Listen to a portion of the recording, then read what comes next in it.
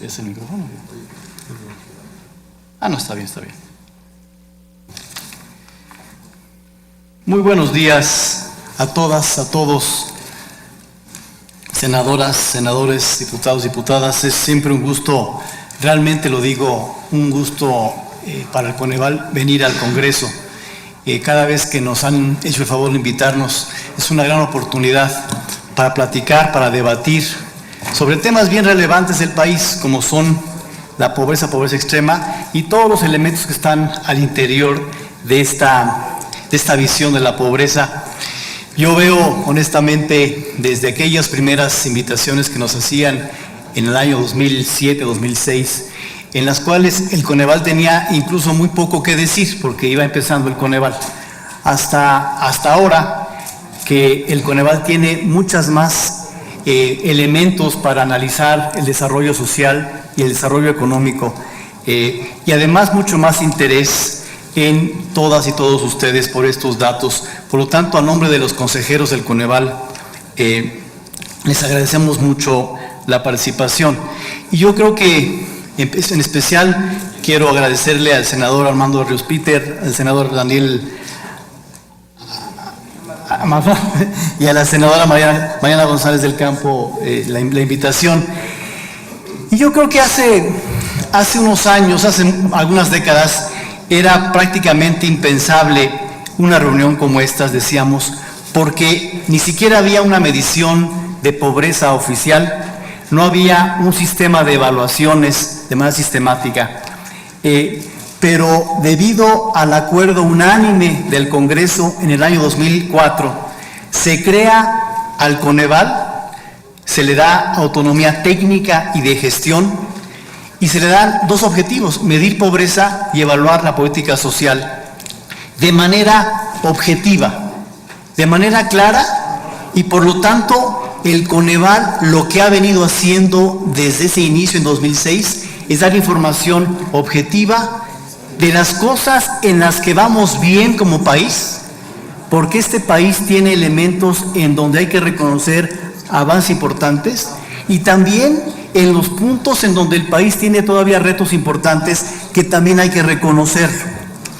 En estos 2 días, algunos amigos fuera del gobierno me decían, bueno, qué bueno que vas al Congreso para que digas unos decían todo lo malo, otros decían todo lo bueno, y yo decía, los dos tienen parte de razón, porque esta realidad compleja del país implica avances importantes y retos importantes.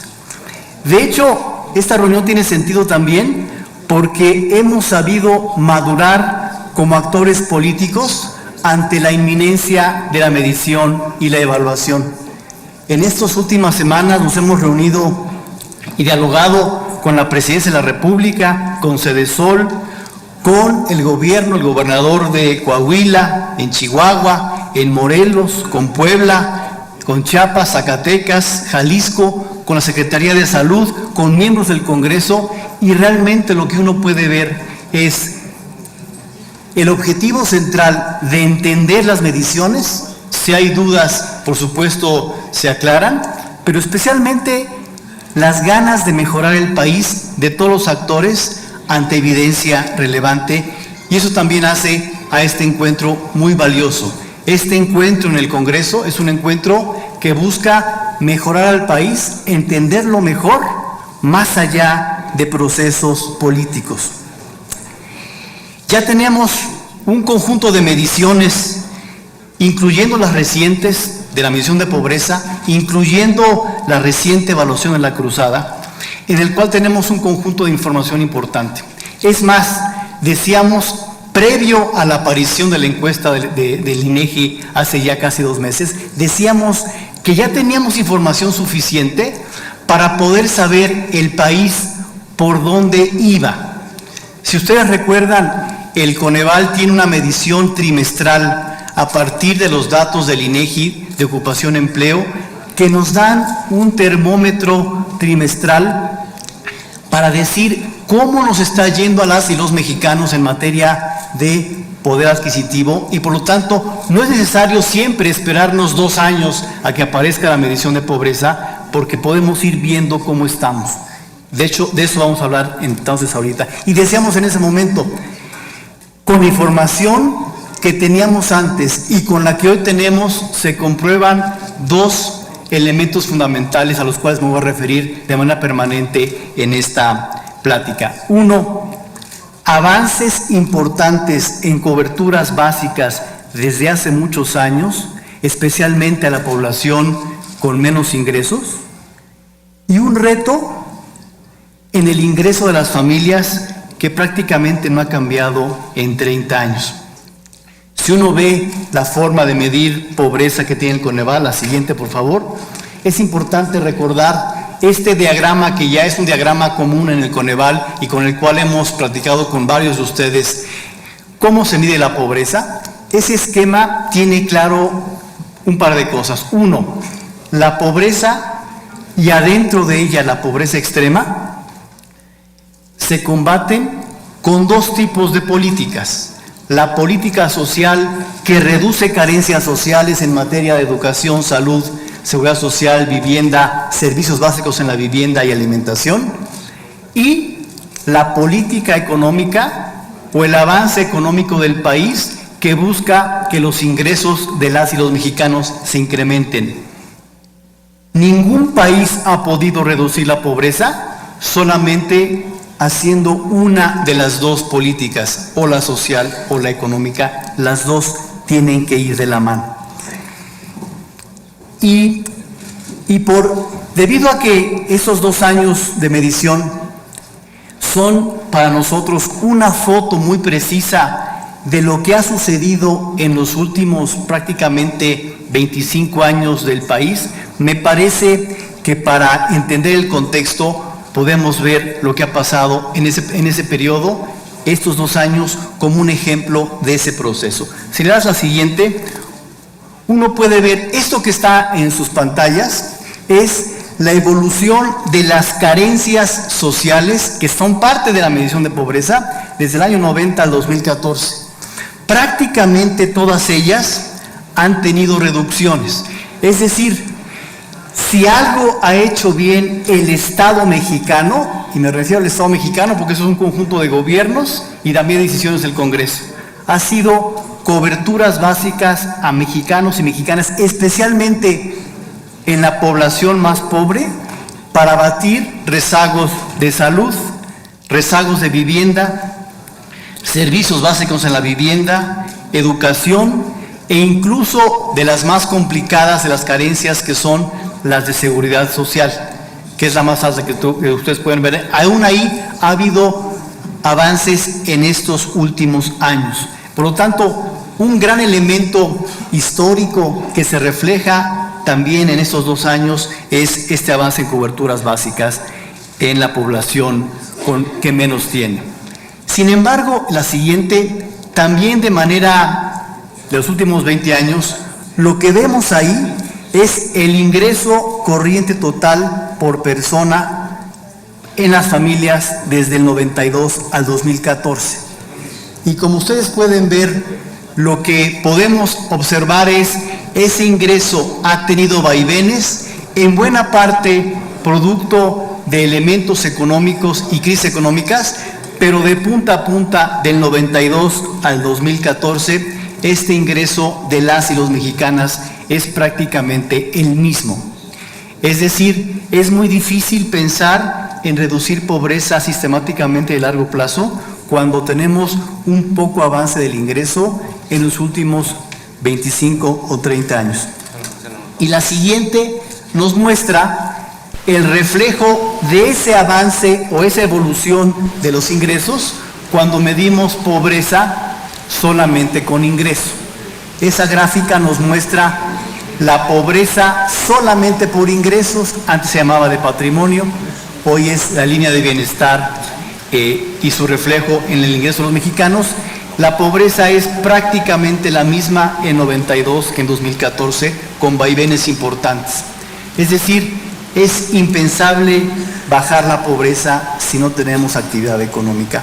Y entonces, en este contexto, déjenme hacer un zoom a lo que ha pasado en los últimos años, en estos años más recientes. Y lo que podemos ver, la siguiente, es qué ha pasado con esa proporción y luego población de pobreza. En buena parte la crisis financiera mundial, la desaceleración de la economía nacional y mundial, el crecimiento de los precios de los alimentos que han muchos años ido más allá de los salarios, han generado mayor y mayor pobreza, tanto en porcentaje como en millones de personas, como lo hemos visto ahí desde el año 2008.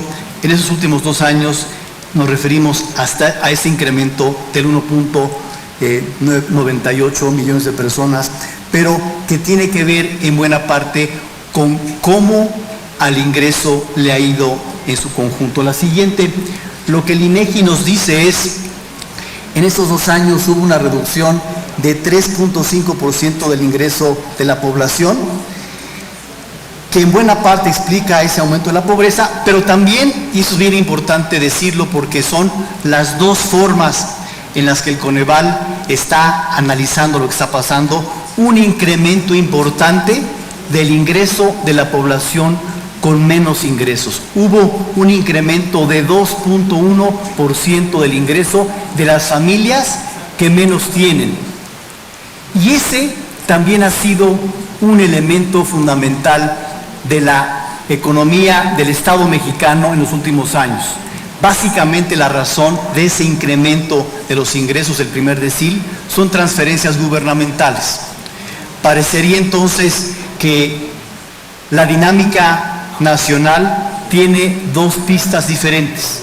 Una primera pista recientemente y desde hace algunos años en la cual el Estado mexicano ha apoyado de manera importante a la población con menos ingresos. Hemos tenido programas y estrategias desde hace algunos años que han buscado fortalecer el bienestar de la población con menos ingresos, que en parte se traduce en ese incremento de 2.1 que está ahí. Y la otra velocidad es la velocidad que veíamos hace un segundo, en donde los ingresos familiares no han crecido lo suficiente en los últimos 25 años. La siguiente. Decíamos al inicio, analizar el comportamiento de cómo le va a las familias en su poder adquisitivo, lo podemos hacer, el Coneval lo hace cada trimestre a partir de la encuesta del INEGI que muestra, como se muestra aquí en esta gráfica, cómo el ingreso laboral de los mexicanos ha ido cambiando respecto al precio de los alimentos. Lo que observamos es que ya sabíamos en parte lo que estaba pasando desde el año, de hecho, 2008. A partir de 2008, con la crisis financiera y el aumento de los precios, esto ha sucedido con la capacidad de compra de los mexicanos. Afortunadamente, esta tendencia parecería que ha cambiado en este primer semestre de 2015, en el cual el ingreso real ha tomado nuevamente una tendencia al alza. Esperemos que la economía mundial y mexicana le siga dando en el resto del 2015 y en adelante este incremento al ingreso real que se ve en este primer semestre de 2015. La siguiente, por favor. Y en el ámbito también de los últimos años respecto a las carencias, en esta gráfica reforzamos esa primera gráfica más histórica que veíamos. Las carencias promedio en materia de educación, salud, vivienda, alimentación han bajado en promedio tanto para la pobreza, la parte de abajo, como la pobreza extrema, en donde hoy por hoy, a pesar de los problemas del ingreso, las carencias de la población mexicana han ido bajando. Y nuevamente, este es un esfuerzo del Estado mexicano, de diferentes gobiernos federales y locales, por poder, a partir de política pública, reducir carencias sociales de la población mexicana. La siguiente, en el caso concreto de estos 2 años, lo que podemos ver entre 2012 y 2014 es este cambio. En muchas de las carencias se redujeron, el rezago educativo de 19.2 a 18.7. La carencia por acceso a servicios de salud es la carencia que más ha caído en los últimos años, en buena parte por el esfuerzo de afiliación del Seguro Popular por muchos años. Entonces, de 21 a 18%. También en esta ocasión se redujo la carencia por acceso a la seguridad social por dos razones de estos 2 años: un mayor empleo formal y un incremento en el apoyo a adultos mayores con un programa que los apoya en su vejez. También cayó la carencia por espacios de la vivienda, se mantuvo sin cambio la carencia por servicios básicos en la vivienda, tuvo un incremento la carencia por alimentación y, como ya decíamos, la población con ingresos bajos aumentó en general. Esta es un poco la foto de estos 2 años. La siguiente, pasemos a la pobreza extrema. La pobreza extrema es, pon la siguiente, es un subconjunto de la pobreza de los 55 millones de personas. Es la pobreza extrema de hoy, 11.4 millones de personas. Es importante esta gráfica porque esto nos ayuda a entender esta posible confusión de hoy y de hace algún tiempo de por qué la pobreza general aumenta y por qué la pobreza extrema ha caído. Y la razón principal es que son dos dinámicas diferentes.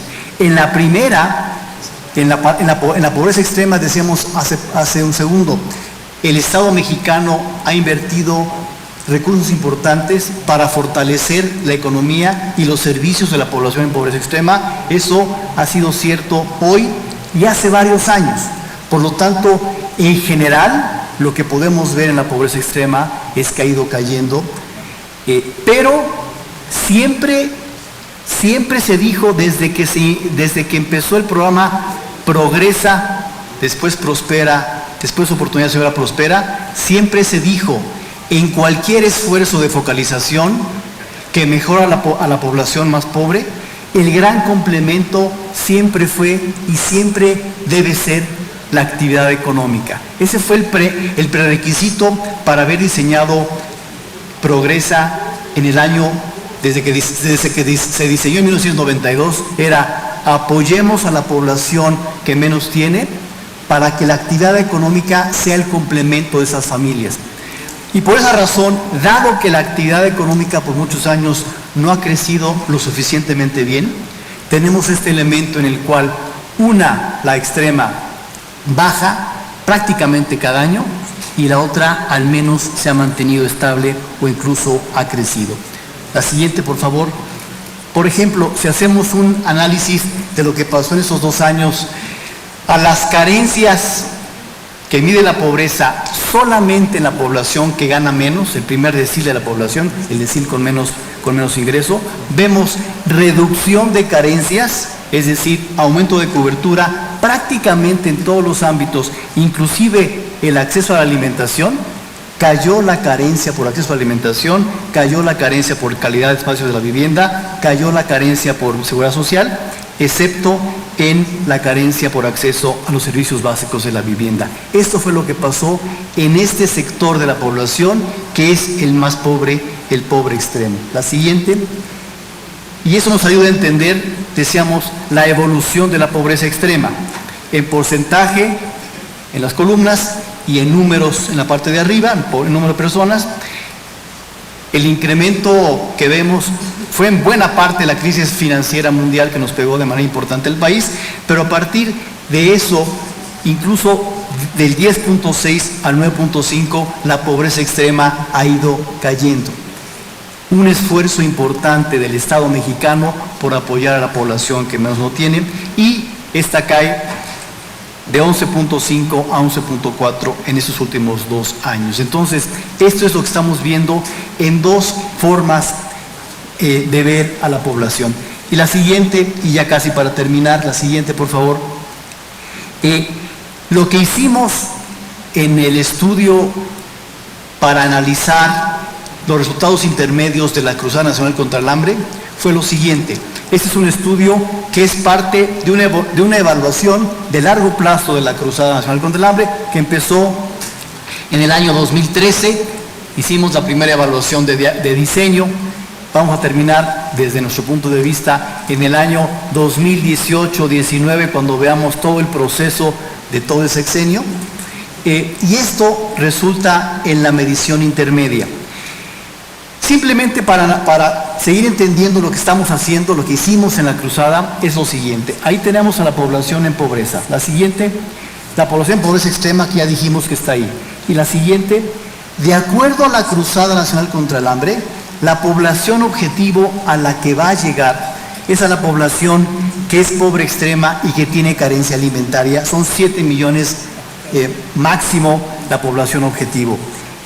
Y el estudio, la siguiente que se hizo, fue a un subconjunto de esa población que equivale a 207,000 hogares.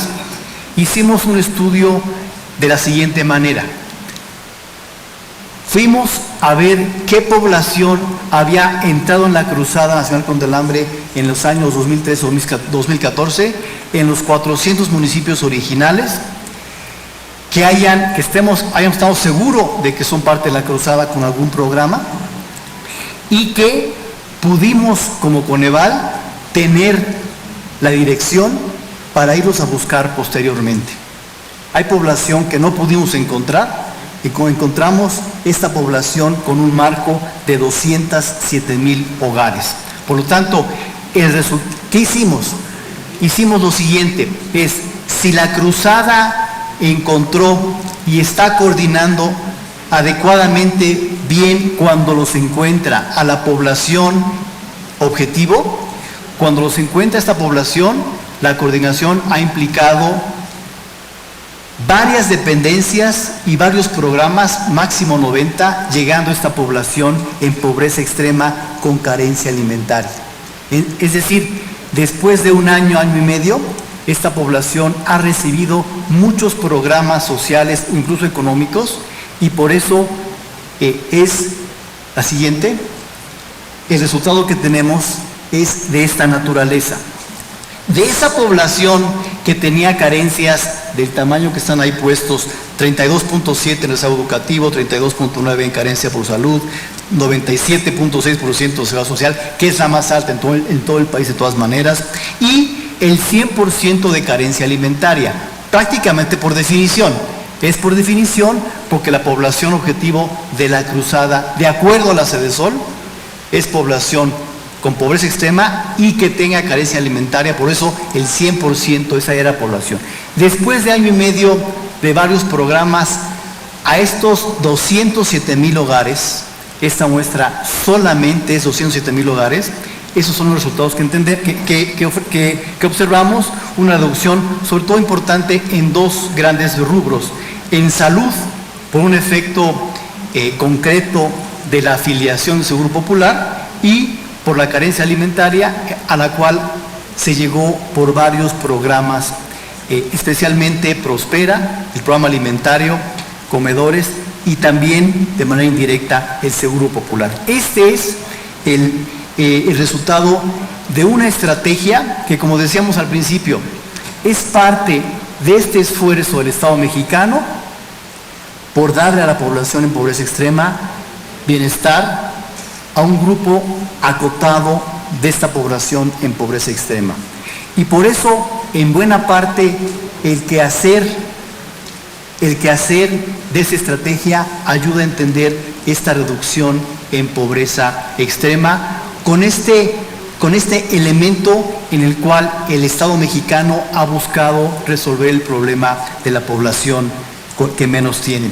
Además de eso, la siguiente, hicimos un análisis de 5 municipios. Municipios parte de la Cruzada, parte de este ejercicio de analizar la eficacia, y cuando digo eficacia es qué pasa con la población objetivo cuando llegan las cosas como debieron haber llegado. Eso no quiere decir que todo el esfuerzo de la Cruzada haya llegado de la misma calidad a toda la población, es cuando ha llegado de la forma en que debió haber llegado.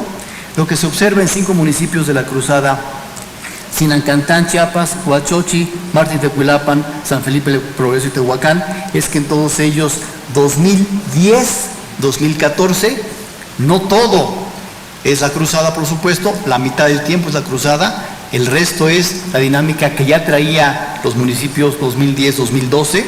Podemos ver reducción de pobreza extrema en todos ellos, reducción de pobreza en 4 de ellos, exceptuando Tehuacán, entre 2010 y 2014. Es posible que en Tehuacán los retos de la pobreza urbana sean mucho más complejos que la pobreza rural, y por eso en buena parte en este momento hay un seminario de pobreza urbana en Monterrey, porque claramente los esfuerzos del Estado mexicano han sido mucho más claros históricamente para reducir pobreza y pobreza extrema en las áreas rurales que lo que ha sucedido en las áreas urbanas. La problemática es mucho más compleja, ¿no? Bien, voy rápidamente al tema de estados y luego algunas conclusiones generales. En el caso de estados es muy complejo ver aquí todo lo que pasó con los estados, 32 realidades, 32 cambios de pobreza extrema y todas las carencias. Ahí por supuesto están los anexos. Y vemos en esta ocasión 24 estados de los 32 entidades tuvieron una reducción de pobreza o pobreza extrema o ambas. Y 8 estados tuvieron un incremento de la pobreza y de la pobreza extrema. Entonces aquí pueden ver la variedad, digamos. Déjame resaltar algunos de ellos. Por ejemplo, en esta ocasión Guerrero tuvo una reducción de pobreza y de pobreza extrema de manera importante, y parecería que en Guerrero, a pesar de la problemática local evidente del Estado de hace muchos años, parecería que el apoyo del gobierno federal con casi 40 mil millones de pesos fue fundamental para lo que pasó en Guerrero en ese año. Pero también señalar, por ejemplo, incrementos importantes en Veracruz o Oaxaca, que años previos habían tenido reducciones de pobreza. De hecho, en Veracruz, si uno mide 2010-2014, la pobreza extrema todavía es menor en esos 4 años, pero en estos 2 años tuvo incrementos importantes. Pero lo que yo quiero resaltar es lo que yo decía al principio, que realmente con los gobiernos, con los gobernadores, con los secretarios de Desarrollo Social que nos hemos juntado, con estados en los cuales especialmente la pobreza ha crecido, ha sido una respuesta muy importante de mejora, ¿no? Destaco el gobierno de Coahuila, porque el gobernador Moreira nos hizo favor de visitarnos, quería entender. Coahuila es un estado donde la pobreza extrema es muy chiquita, y Coahuila ha tenido incrementos de crecimiento importantes, mejoras de empleo, y veíamos que Coahuila tenía un avance importante en buena parte de los deciles, y faltaba enfatizar posiblemente la parte de más abajo, pero sobre todo Coahuila recibe a población de otros estados. Entonces, con una población extrema muy pequeña que tiene Coahuila, de todas maneras, casi 3% con que 4 o 5 familias lleguen a Coahuila, eso incrementa la pobreza extrema, incrementa mucho el porcentaje, aunque el número es muy pequeño. Pero lo importante aquí especialmente es destacar realmente el diálogo con los gobiernos para tratar de resolver lo que estamos analizando, lo que estamos viendo. La siguiente, por favor. Bueno, ahí viene pobreza extrema, también son varios. La siguiente. Bien, 2 últimos elementos. ¿Qué hubiera pasado con la pobreza mexicana si el ingreso no hubiera caído 3.5? Hoy estaríamos hablando de una pobreza que sería 44.8%. La pobreza hubiera bajado en esos 2 años. Lo digo porque resaltar la importancia de la economía, del ingreso, en estos 2 años y en los últimos 30 años del país es bien importante. Va a ser muy difícil reducir dramáticamente la pobreza si el crecimiento económico del país no mejora. Entonces, es importante esta reflexión, y yo estoy seguro que en este seno, en el Congreso, es el lugar en el cual estas decisiones y estas reflexiones son de las más importantes. Y segundo punto para analizar es qué pasaría con la pobreza y la pobreza extrema de no existir transferencias gubernamentales presentes hacia la población, especialmente la población en pobreza extrema. Bueno, la pobreza y la pobreza extrema serían mayores de no existir este apoyo que el Estado mexicano ha decidido darle especialmente a la población en pobreza extrema hoy y hace muchos años. Por lo tanto, ahí están los retos. Termino con algunas conclusiones. La siguiente, creo que el Estado mexicano ha hecho esfuerzos de política pública importantes para reducir especialmente la pobreza extrema del país, a partir de estrategias focalizadas que han reducido carencias y han aumentado el ingreso por la vía de las transferencias. La propia Cruzada Nacional contra el Hambre es parte de esas estrategias focalizadas dirigidas a un subconjunto de la población en pobreza extrema, y que cuando la estrategia focaliza adecuadamente y se coordina muy bien entre las instancias federales y los gobiernos locales, puede haber importantes resultados positivos en reducción de carencias, como ya vimos. Estos avances en pobreza extrema son importantes. Es importante reconocer qué más el Estado mexicano va a hacer, ya no con los 7 millones, con los 11.5 millones de población en pobreza extrema, sino con el resto de los 55 millones de personas en pobreza. Siempre se pensó que el crecimiento económico sería ese elemento. Es posible que las reformas que este Congreso ha aprobado en los últimos años le puedan dar a México en los siguientes 4 o 5 años este cambio de tendencia para tener el complemento que la política social ha planteado. Ojalá que así sea, porque reducir la pobreza, como ya vimos, por un tema multidimensional y un tema de muchos años, es un tema de varios actores y de hecho de varias secretarías. A mí me da mucho gusto que hayan invitado, por supuesto, a la secretaria Robles en un par de horas a que nos venga a platicar de la parte social. Yo creo que sería bien importante, posiblemente en otra ocasión, en otra invitación, como que traer también a las personas encargadas de la parte económica, porque yo creo que una combinación de buenas ideas en la parte social y en la parte económica nos pueden dar una mejor visión de cómo darle la vuelta a los retos del país y seguir mejorando lo que ya hemos mejorado desde hace un tiempo. Muchísimas gracias.